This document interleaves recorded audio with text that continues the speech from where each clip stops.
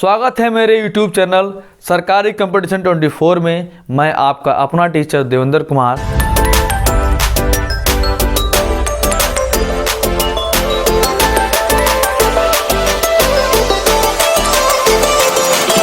आइए आज हम फिर से स्टार्ट करते हैं अगला क्लास इंग्लिश स्पीकिंग का अगला क्लास सम स्ट्रक्चर पार्ट 2।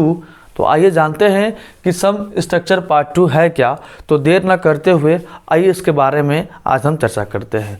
दोस्तों लिखा है ना began to, use of began to. यह मैं हेडिंग एक सबमिट कर सकता हूँ, यूज ऑफ बिगेन टू, कि कहाँ बिगेन टू का यूज होता है, कहाँ अबाउट टू का प्रयोग होता है, कहाँ यूज टू का प्रयोग होता है। दोस्तों तो देखिए बिगेन टू का प्रयोग वहाँ होता है ना जहाँ वाक्य के अंत में लगा लगी लगे आए, ठीक है ना।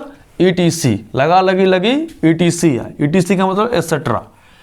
अबाउट टू का मतलब क्या होता है, जहां वाक्य के अंत में वाला वाली वाले आए, ठीक, चाहे वो वाला है वाली है वाले हो जाए, चाहे वाला था वाली थी वाले थे हो जाए, चाहे वाला होगा वाली होगी वाले होंगे हो जाए। अभी हम स्टेप बाय स्टेप देखते हैं कि अबाउट टू में इज एम आर कहाँ लगता है, वाज वर कहाँ लगता है, विल बी अबाउट टू कहाँ लगता है, ठीक है।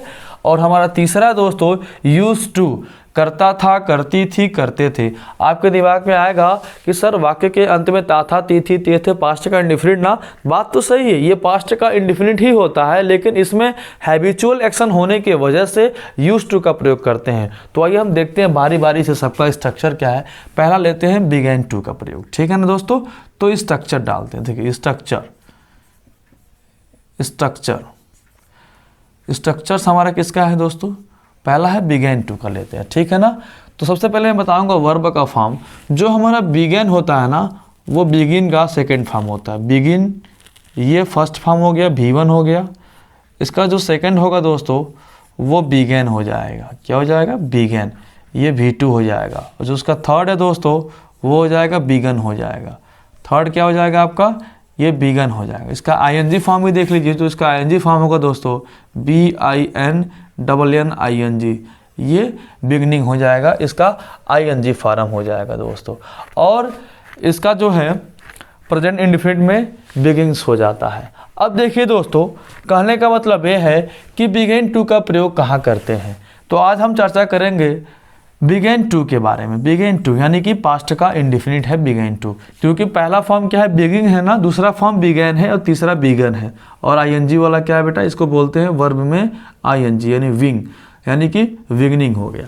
अब देखिए ध्यान से कि जिस वाक्य के अंत में क्या आ जाए, लगा लगी लगे आए ने, तो वहाँ बिगेन टू का प्रयोग करेंगे। अच्छा एक इंटरेस्टिंग की बात है दोस्तों कि हम बिगेन टू के अलावा एक शब्द है उसका नाम है स्टार्ट, में ED जोड़ दीजिए, स्टार्टेड। जैसे यहाँ पे ले लीजिए स्टार्ट, START स्टार्ट, ये आपका V1 हो गया ना स्टार्ट। स्टार्टेड क्या हो गया आपका, V2 हो गया। थर्ड भी क्या होगा दोस्तों, इसका स्टार्टेड ही होगा, ये आपका V3 हो जाएगा। तो कहने का मतलब ये है ना कि जहाँ आपका बिगेन है आप वहाँ पे स्टार्टेड का प्रयोग भी कर सकते हैं, ठीक है।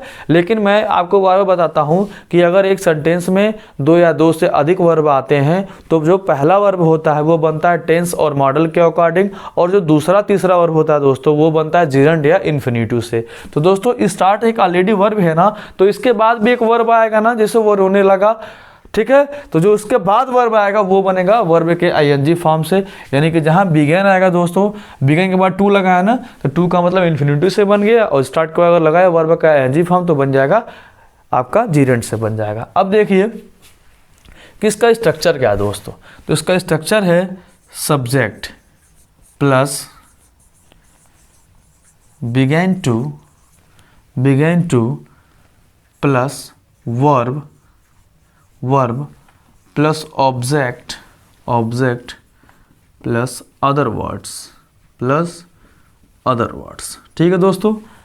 अब लेते हैं, ये तो हमारा रूल हो गया ना, ये रूल हो गया, स्ट्रक्चर का रूल हो गया। अब लेते हैं एग्जाम्पल। क्या लेते हैं, एग्जाम्पल लेते हैं। तो एग्जाम्पल पहला लेते हैं दोस्तों, ठीक है। वह रोने लगा। तो दोस्तों ये देखिए जिस हिंदी वाक्य के अंत में लगा लगी लगे आए ना, तो वहाँ क्या लगता है, बिगेन टू लगता है, ठीक है। वो रोने लगा, आ की मात्रा पास्ट का इंडिफिनिट ना, तो बिगेन टू लगेगा, ठीक है। अब देखिए ही बिगेन और रोना का मीनिंग दोस्तों वीप होता है। ही बिगेन टू वीप, ये तो मैंने बना दिया बिगन का प्रयोग करके ना। और बिगन भी एक वर्ब है, यानी लगा वर्ब है, रोना भी एक वर्ब है ना दोस्तों। तो पहला वर्ब बन गया टेंस के अकॉर्डिंग, पास्ट का इंडिफिनिट, वाक्य के अंत में आ की मात्रा आया तो मैंने V2 लगा दिया, क्योंकि बिगिन होता है फर्स्ट फॉर्म और बिगन होता है सेकेंड फॉर्म और थर्ड फॉर्म बिगन होता है। देखिएगा दोस्तों बहुत अच्छा कॉन्सेप्ट है। अब देखिए ध्यान से कि अगर मैं इसको ऐसे लिख दूँ ना, ही स्टार्ट से, स्टार्ट मतलब होता है स्टार्ट लगा, तो ही स्टार्टेड हो जाएगा। अब मैं इसके बाद ना यहाँ पे वर्ब का एनजी फॉर्म कर दूंगा, वीपिंग कर दूंगा। तो दोस्तों ये इंटरेस्टिंग कॉन्सेप्ट है। अगर हम बिगेन टू से लगा रहे हैं तो वर्ब का पहला फॉर्म यानी कि इन्फिनिटिव हो गया। अगर हम स्टार्टेड से बना रहे हैं तो दोस्तों वर्ब का आईएनजी फॉर्म, वो रोने लगा, ही बिगेन टू वीप, ये भी करेक्ट सेंटेंस है, और ही स्टार्टेड वीपिंग, ये भी क्या है करेक्ट सेंटेंस है दोस्तों। तो ये हो गया बिगेन टू का प्रयोग हो गया और स्टार्टेड का प्रयोग हो गया, यानी कि बिगेन टू के अलावा आप स्टार्टेड भी लगा सकते हैं।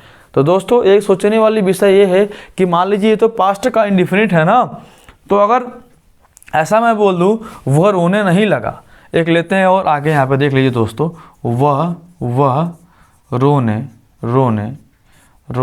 नहीं लगा, नेगेटिव हो गया ना दोस्तों।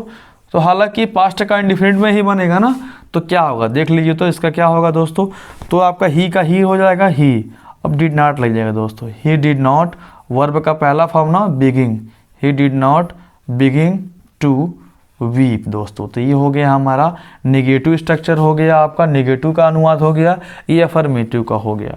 तो उम्मीद है आपको बिगिन टू समझ आ गया होगा। अब आइए हम देखते हैं अगला अबाउट टू। आपको बिगिन टू बता दिया ना, अब हम आते हैं अबाउट टू वाले में, ठीक है। अब देखिए कि कहाँ कहाँ अबाउट टू का प्रयोग होता है, थोड़ा ध्यान से देखिएगा दोस्तों। अब देखिए मैं इसका लिखूंगा स्ट्रक्चर ना, तो सबसे पहले क्या लिखते हैं दोस्तों, हम सब्जेक्ट लिखते हैं, ठीक है। उसके बाद मान लीजिए अबाउट टू का हम प्रयोग पढ़ रहे हैं, ठीक है। अब मान लीजिए अबाउट टू का जब प्रयोग पढ़ेंगे ना, तो यानी कि ये तो प्रेजेंट में पढ़ेंगे, ये तो पास्ट में, तो फ्यूचर में पढ़ेंगे। तो अब देखिए कैसा इसका सेंस एक बदलेगा, यहाँ पे ध्यान दीजिएगा। तो मैं स्ट्रक्चर लिखने से पहले एक थोड़ा सा छोटा सा एक नोट्स बताऊंगा। यहाँ पे नोट्स क्या है देखिएगा, ये नोट्स आपका। तो कहने का मतलब ये है ना, अबाउट टू लिखा है तो अबाउट टू इसमें हम ऐड करेंगे दोस्तों। अबाउट टू में क्या ऐड करेंगे, ध्यान से देखिएगा। इसमें हम ऐड करेंगे is about to, am about to, और एक ऐड करेंगे दोस्तों आर अबाउट टू। इंटरेस्टिंग की बात यह है कि अब इसका अर्थ जो निकलेगा ना, इसका अर्थ निकल जाएगा दोस्तों वाला है, वाली है, वाले हैं, ETC दोस्तों। कहने का मतलब ये हो गया ना कि अब जैसे अबाउट टू का मतलब तो होता है वाला, वाली, वाले। अब अगर हम प्रेजेंट की बात करेंगे तो इज, एम, आर ऐड हो जाएगा। पास्ट की बात करेंगे दोस्तों क्या ऐड हो जाएगा, वाज, वर, फ्यूचर का विल भी ऐड हो जाएगा। देखिए ये पार्ट ए हो गया नोट का। पार्ट बी क्या होगा दोस्तों, मैं ऐड करूँगा वाज अबाउट टू, और क्या ऐड कर दूंगा दोस्तों वर अबाउट टू। वाज लगता है एक वचन खातिर, वर लगता है बहुवचन खातिर, वर अबाउट टू। दोस्तों इसका जो अर्थ निकलेगा ना वो भी इंटरेस्टिंग है। इसका हो जाएगा वाला था, वाली थी, वाले थे। तो दोस्तों ये सारे शब्द ना वाक्य के अंत में आते हैं, ठीक है ना। जिस हिंदी वाक्य के अंत में वाला है, वाली है, वाले हैं, वहाँ पे is about to, am about to, are about to का प्रयोग करेंगे। जिस हिंदी वाक्य के अंत में वाला था, वाली थी, वाले थे, ये सब शब्द आएंगे ना दोस्तों, वहाँ पे वाज, वर अबाउट टू प्रयोग करेंगे। ये तो प्रेजेंट का हिस्सा हो गया, ये पास्ट का। और सी देख लीजिए किसका दोस्तों, फ्यूचर का ना, तो will be about to, will be about to का प्रयोग। विल बी जो अबाउट टू होगा इसका मतलब होगा वाला होगा, वाला होगा, वाली होगी, वाली होगी, और वाले होंगे, वाले होंगे, मेहमान आने वाले होंगे, वो घर जाने वाले होंगे। तो दोस्तों ये हो गया ETC। ये दोस्तों हो गया फ्यूचर का, हो गया ना। जहाँ फ्यूचर की बात आ गई दोस्तों, हम वहाँ पे विल बी अबाउट टू का प्रयोग करेंगे, यानी कि जिस हिंदी वाक्य के अंत में वाला होगा, वाली होगी, वाले होंगे, ऐसे शब्द आएंगे तो वहाँ पे दोस्तों विल बी अबाउट टू का प्रयोग करेंगे। और जिस हिंदी वाक्य के अंत में वाला था, वाली थी, वाले थे आएंगे, वहाँ पे was about to, were about to का प्रयोग करेंगे। और जिस हिंदी के वाक्य के अंत में is about to, am about to, are about to आए दोस्तों, वाला है, वाली, वाले हैं, तो वहाँ पे इसका प्रयोग करेंगे। यानी जहाँ वाला है, वाली, वाले आगे वाक्य के अंत में ना, तो वहाँ पे is about to, am about to, are about to का प्रयोग करेंगे। अब आपके दिमाग में चल रहा होगा कि कहाँ पे इज अबाउट टू लगेगा, कहाँ पे एम लगेगा, कहाँ पे आर लगेगा, कहाँ पे वाज, कहाँ पे वर लगेगा। तो दोस्तों ये डिपेंड करता है सब्जेक्ट पे। अगर सब्जेक्ट हमारा सिंगुलर है ना तो वहाँ पे इज लग जाएगा, आई के साथ एम लगेगा। अगर सब्जेक्ट हमारा प्लूरल है तो वहाँ पे आर लग जाएगा। उसी प्रकार दोस्तों अगर सब्जेक्ट पास्ट वाले में सिंगुलर है तो वाज लगेगा, प्लूरल है तो वर लगेगा। ठीक है, इसका हम बनाते हैं स्ट्रक्चर। तो पहला रूल होगा बेटा अफर्मेटिव का। रूल 1 देखिए, कहने का मतलब ये है कि अगर मैं अफर्मेटिव बनाऊं तो उम्मीद है आप नेगेटिव बना लेंगे। नेगेटिव में क्या करना होता है, हेल्पिंग वर्ब के बाद नॉट लगाना होता है। इंटरोगेटिव में क्या करना होता है दोस्तों कि जो हमारा हेल्पिंग वर्ब है ना उसको उठा के हम आगे कर दें तो हमारा हो जाएगा इंटरोगेटिव का स्ट्रक्चर हो जाएगा। इंटरोगेटिव नेगेटिव की बात करें तो नॉट लगा दो सब्जेक्ट के बाद, और सब्जेक्ट के पहले लगाना हो तो कॉन्ट्रैक्शन फॉर्म में लगा सकते हैं। ठीक है दोस्तों, आइए अब देखते हैं इसका स्ट्रक्चर क्या है। पहले का बनेगा दोस्तों subject plus is about to, is about to, am about to, am about to, are about to, are about to, verb का पहला फॉर्म ऑब्जेक्ट, ओ डब्ल्यू का मतलब अदर वर्ड। दोस्तों ये बन गया हमारा स्ट्रक्चर। प्रेजेंट वाला ना ये आर है। अब देखिए इसका दूसरा रूल क्या होगा दोस्तों, बहुत ही इंटरेस्टिंग है। दूसरा जो रूल होगा सब्जेक्ट होगा प्लस वाज अबाउट टू होगा, वाज अबाउट टू होगा, और क्या होगा वर अबाउट टू होगा। वर्ब का पहला फॉर्म ऑब्जेक्ट होगा और ओ डब्ल्यू का मतलब अदर वर्ड होगा। ठीक है, तीसरा देख लीजिए फ्यूचर वाला दोस्तों, रूल 3। तीसरा क्या है फ्यूचर वाला, सब्जेक्ट होगा आपका, फिर विल बी अबाउट टू होगा, फिर दोस्तों वर्ब का पहला फॉर्म होगा ऑब्जेक्ट होगा, ऑब्जेक्ट, फिर क्या होगा आपका अदर वर्ड्स होगा। तो कहने का मतलब है दोस्तों ये पहला वाला प्रेजेंट हो गया, ये पास्ट हो गया, ये फ्यूचर हो गया। यानी कि जिस हिंदी वाक्य के अंत में वाला है, वाली है, वाले हैं आएगा वहाँ पे is about to, am about to, are about to का प्रयोग करेंगे। कैसे स्ट्रक्चर बनेगा, subject is about to, am about to, are about to, verb का पहला फॉर्म ऑब्जेक्ट अदर वर्ड। तो दोस्तों इज लगेगा ही सी इट के साथ, और आई के साथ एम लगेगा, यू वी दे के साथ और लगेगा। ठीक है, आई ही सी इट नेम के साथ वाज लगेगा, फिर वी यू दे के साथ वर लगेगा, और सबके साथ बेटा आई के साथ भी और सबके साथ क्या लगेगा, विल लगेगा। ठीक है, तो स्ट्रक्चर हो गया रूल 1, रूल 2, रूल 3। ये हमारा आइडेंटिफिकेशन भी हो गया, स्ट्रक्चर भी हो गया।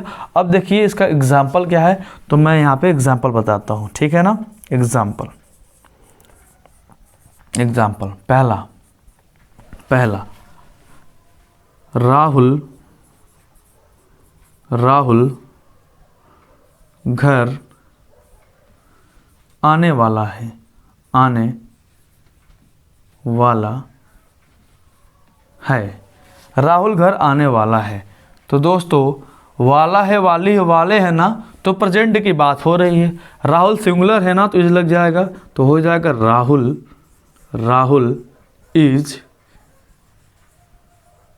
About to come home. आपके दिमाग में चल रहा होगा कि वर्ब का पहला फॉर्म क्यों आ रहा है दोस्तों। कहने का मतलब ये है वर्ब का पहला फॉर्म इसलिए आ रहा है क्योंकि क्या है, यहाँ पे टू लगा है। टू के बाद आने वाला हर वर्ब क्या होता है दोस्तों, इन्फिनिटिव ही होता है, वर्ब का पहला फॉर्म ही होता है। राहुल घर आने वाला है ना, राहुल सब्जेक्ट हो गया, इज है के लिए, वाला अबाउट टू, और कम मतलब आना, होम मतलब घर। तो दोस्तों ये हो गया पहला एग्जाम्पल।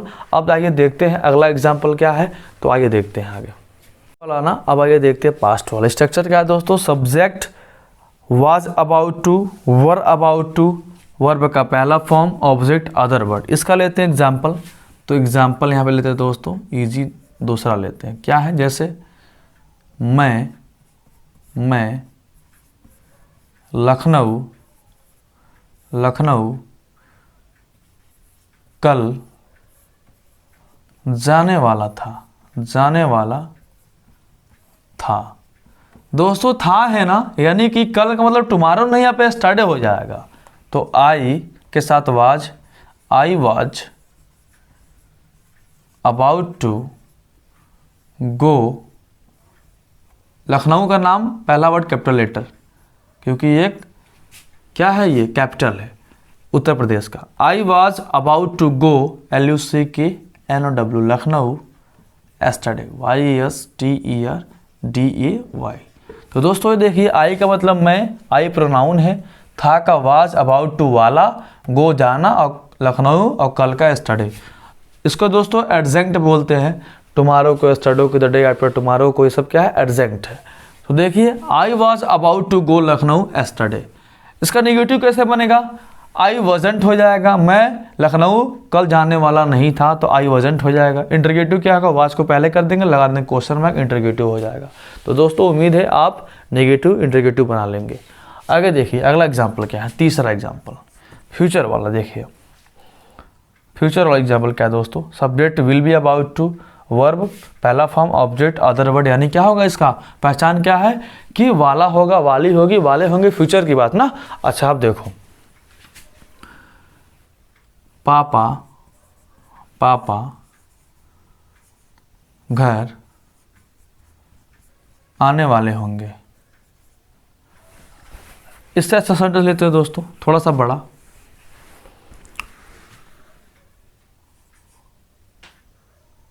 अमन शाम 6 बजे तक घर आने वाला होगा। तो दोस्तों ध्यान दीजिएगा, अमन शाम 6 बजे तक घर आने वाला होगा। अमन सब्जेक्ट हो गया ना, अमन के बाद क्या लिख देना है, विल बी अबाउट टू। दोस्तों जो इसका नेगेटिव फॉर्म होगा ना, तो ओंट हो जाएगा, विल नॉट भी हो सकता है और ओंट हो जाएगा, ठीक है ना। Aman will be about to come home शाम 6 बजे तक ना दोस्तों, तक का मीनिंग यहाँ पे या तो आप टिल लगाइए या तो आप बाई लगाइए, ठीक है। टिल मतलब भी तक, बाई मतलब भी तक, दोनों लगता है समय के लिए। तक का मीनिंग है शाम 6 बजे तक ना दोस्तों, तो समय को हम AM PM से दर्शाते हैं, शाम की बात है ना ही आपको शाम का मीनिंग लिखना, ना ही बजे का। तो शाम 6 बजे की मीनिंग होगी दोस्तों, टिल बाई लगाने के बाद तो आप टिल लगा लीजिए, होम टिल क्या लगा सकते हैं आप, टिल 6, शाम की बात है ना। तो रात में 12 बजे के बाद सुबह के 12 बजे तक AM होता है, उसके बाद PM होता है, तो क्या हो जाएगा दोस्तों 6 PM, यानी पोस्ट मेरिडियम, यानी शाम के 6 बजे। तो दोस्तों तो हो जाएगा, Aman will be about to come home till 6 PM या बाई 6 PM। टिल का मतलब भी होता है तक और बाई का मतलब भी होता है तक, ये लगता है समय के लिए दोस्तों। तो ये हो गया हमारा अबाउट टू का प्रेजेंट पास्ट फ्यूचर का आइडेंटिफिकेशन, स्ट्रक्चर और एग्जाम्पल। और जो हमारा लास्ट आज का स्ट्रक्चर वो है यूज टू। आइए देखते हैं। तो दोस्तों हमने क्या देखा कि हमने देखा बिगिन टू का प्रयोग, अबाउट टू का ना। अब तीसरा हमारा यूज टू का प्रयोग दोस्तों। हालांकि ता था, ती थी, ते थे पास्ट डिफरेंट का पार्ट होता है, लेकिन यहाँ पे मैटर ये फंसता है कि ऐसे इस प्रकार के जो सेंटेंस होते हैं दोस्तों, वो होता है हैबिचुअल एक्शन होता है। क्या होता है देखिए, इसका स्ट्रक्चर क्या है। तो सब्जेक्ट पहले लिखते हैं दोस्तों, रूल यहाँ पर डाल दो रहा हूँ मैं, रूल पहला अफर्मेटिव तो होता है, तो सब्जेक्ट होता है पहले सब्जेक्ट, फिर क्या है हमारा यूज टू है, वर्ब का पहला फॉर्म है, ऑब्जेक्ट है, और क्या है बच्चों अदर वर्ड्स है। अब देखो ध्यान से, ये अफर्मेटिव है ना, तो उम्मीद है अगर मैं आपको अफर्मेटिव बताऊं तो आप नेगेटिव इंटरगेटिव बना लेंगे। तो अब लेते हैं इसका एग्जाम्पल। दोस्तों इस प्रकार के वाक्य में ना सबसे ज़्यादा हैबिचुअल एक्शन आती है, ठीक है ना। जैसे शीला सुबह 6 बजे चाय पिया करती थी। देखिए दोस्तों, शीला सुबह 6 बजे चाय पिया करती थी। आदत था ना, ये हैबिचुअल एक्शन हो गया। अब देखिए कैसे बनेगा, सब्जेक्ट लिखना शीला, ये हो गया आपका शीला। यूज टू लगाना है ना, शीला यूज टू। पीने का मीनिंग क्या होता है, ड्रिंक। क्या पे दी थी दोस्तों, टी ना, तो यहाँ पे आप टेक भी लगा सकते हैं, लेकिन ड्रिंक भी सही है। Sheela use to drink tea, सुबह 6 बजे ना, तो दोस्तों 6 सुबह 6 बजे, तो समय के पहले एट लगता है, तो एट 6 AM, एंटी मेरिडियम यानी सुबह की बात हो गई, ठीक है ना। Sheela use to drink tea at 6 AM, सुबह 6 बजे, ठीक है ना दोस्तों। अब देखिएगा ध्यान से, ये पहला हो गया। दूसरा एग्जाम्पल क्या है, इसी का अगर मैं ले लूँ नेगेटिव, शीला सुबह 6 बजे चाय पिया नहीं करती थी। दोस्तों ये हो गया इंटरेस्टिंग टॉपिक, क्योंकि नेगेटिव हो गया ना, तो कुछ नहीं करना है, हमें डिड नॉट लगा देना है, क्योंकि पास्ट का इंडिफिनिट है ना, तो शीला डिड नॉट, इसका जो कॉन्ट्रैक्शन होगा दोस्तों, कॉन्ट्रैक्शन हो जाएगा, ब्रैकेट में डाल दे रहा हूँ मैं, डिडेंट कॉन्ट्रैक्शन हो जाएगा। और कोशिश करिए कि आप कॉन्ट्रैक्शन फॉर्म में लिखिए, तो शीला डिड नॉट या डिडंट, ठीक है, डिडंट। अब यूज्ड का यूज हो जाएगा, यूज टू ड्रिंक, या आप टेक भी लगा सकते हैं दोस्तों, ड्रिंक या टेक टी मतलब चाय, एट 6 AM, सुबह 6 बजे ना, तो ये आप देखो ना ही सुबह का मीनिंग लिखना ना ही बजे का, तो एंटी मेरिडियम का मतलब ही हो गया सुबह 6 बजे दोस्तों। तो ये हमारा हो गया आज का सम स्ट्रक्चर। आपने क्या पढ़ा, पहला पढ़ा आपने दोस्तों बिगिन टू पढ़ा, दूसरा अबाउट टू पढ़ा, यूज टू पढ़ा। वीडियो कैसा लगा जरूर कमेंट बॉक्स में बताइएगा। वीडियो को ज़्यादा से ज़्यादा शेयर करिए, लाइक करिए, सब्सक्राइब करिए। धन्यवाद।